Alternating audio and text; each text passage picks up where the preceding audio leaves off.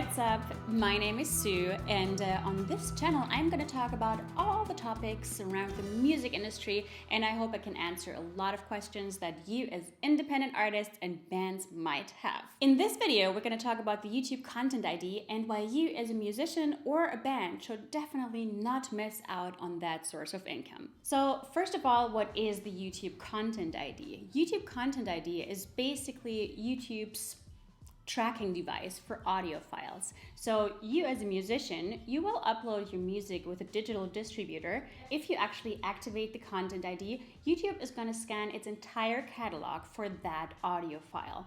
And it will actually find every single video that even just uses a little tiny snippet of your song. For you as a musician, that basically means whenever there is a video that uses your song, you will also get a share of the ad money that is coming in through that video. So it is a very important source of income for you as a band and musician, so you should totally not miss out on that. On the other hand, it is also a way for you to protect your songs, because that software is really accurate. It literally scans all the videos on YouTube and it will find every single video that uses your song. So you will always know when somebody else actually uses your music. You have the chance to decide what you're going to do with that. Do you want to make ad money off of those videos? Do you want to block a certain video when you don't agree with the person actually using your music? Or do you just want to get some statistics and insights from what that video is achieving on YouTube? Usually when you have a YouTube channel, you can only start monetizing your channel when you have at least 1,000 subscribers and a minimum of 4,000 watch hours within 12 months.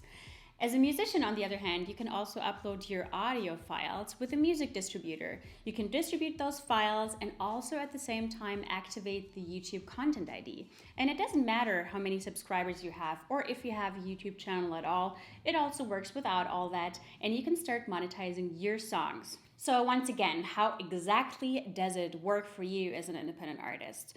You have your audio file ready, you have your release ready to see the world, and you have to pick a digital music distributor to actually distribute your music. Some of those companies actually offer you to also only activate the Content ID, so you don't necessarily have to distribute your songs to any kind of streaming or download platform. Important to note, you can't just apply for the YouTube Content ID with YouTube directly. You actually have to go through a digital music distribution company, but that is totally not an issue. You just upload your music there, you select the YouTube Content ID, and a couple of weeks later, that ID is actually going to scan all the videos that are being uploaded to the platform. What YouTube or the YouTube Content ID also does is a so-called legacy scan. So the ID will actually scan the whole entire YouTube catalog with every single video that has ever been uploaded. That can take up to a couple of weeks or maybe even a few months, but after that, every single video that has ever been uploaded to YouTube will be scanned for your audio file. Just because the YouTube Content ID is activated does not necessarily mean that there is going to be an ad in front of every video that actually uses your song. There is still the YouTube algorithm, and that algorithm decides on which videos it's actually showing ads. And that depends on the channel size, the popularity of a video, and so on. It also means that it might show different kinds of ads to certain people. So even though you might not see any ad at all, there might be another person who is more the target group, as much as the algorithm understands. So don't worry about it too much. It might just take a bit of time until your own videos or also the videos you're featured on might track the right audience and will be monetized by the YouTube Content ID and have ads in front of the videos. When scanning the whole catalog, YouTube will definitely scan very recent uploads and the more popular videos first, and it doesn't really matter how long the snippet is that is being used of your music. You will always get a share of the income from the advertising in front of the video. But if it's just a few seconds, you will just get a share of that income. As I've mentioned before, you have 3 options when you have an activated Content ID on your audio file. First of all, you can actually block a video if you don't like it or if you don't want a certain channel to use your music. Second of all, you can also just make some money off that video with the ads as I've just discussed. You will have to share it with the uploader. And third, you can actually track the viewership statistics from that video and channel that used your music. Once you started getting and diving a little deeper into promotion and music marketing, You will probably have some YouTube channels that want to feature your music, but are asking you to not monetize their channel. So what are you going to do then?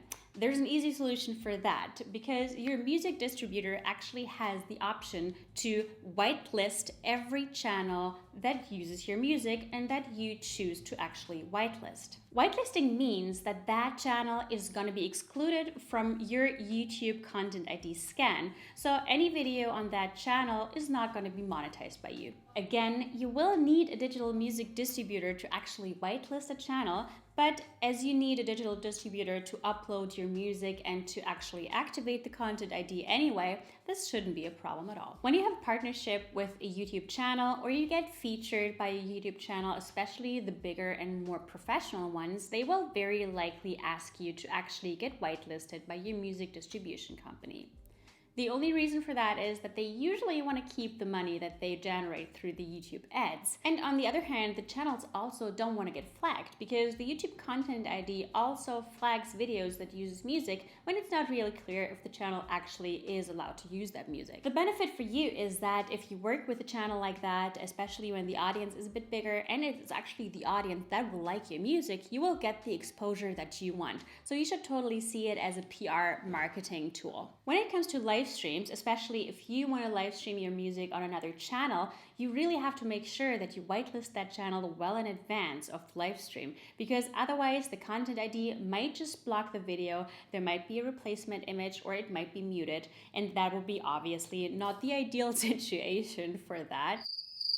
So again, you have to make sure that you whitelist those channels a couple of weeks in advance of the live stream. The YouTube Content ID is very accurate, and it also tracks live performances, or also like acoustic versions of your songs, for example, when you play a live show. But it can happen that the YouTube Content ID doesn't properly track every video, and maybe sometimes doesn't recognize a video that actually uses your music.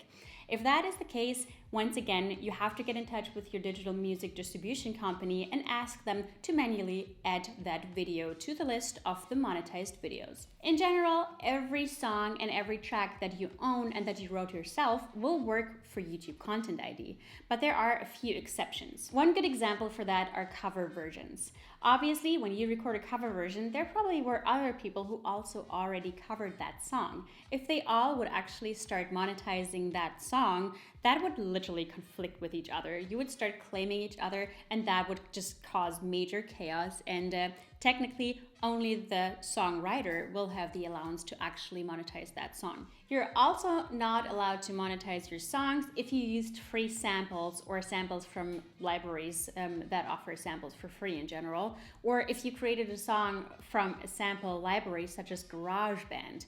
First of all, you didn't even create those samples. You might not even have the license to actually monetize those songs. And on the other hand, we are back to the same example as the cover song. If everyone would start to actually monetize those same tracks with the same samples in them, it would just cause a major chaos, and yeah, it's just technically not allowed. A third example are uncleared samples. That is a totally different question, because if you're using an uncleared sample, you're not allowed to use it whatsoever. You're not even allowed to upload it to the digital music distributor, so that should be a total no-brainer. Don't use samples if you did not clear the rights for it. If you own the rights and you bought and paid for it and you are allowed to monetize that song with those samples, you're good to go. And one last example for music that does not work with the Music Content ID is any kind of song that is released under the, and I forgot what it's called, Creative Commons license. Und was machen wir gleich nochmal? Another thing that does not work with the YouTube Content ID is any song that is being released under the Creative Commons license.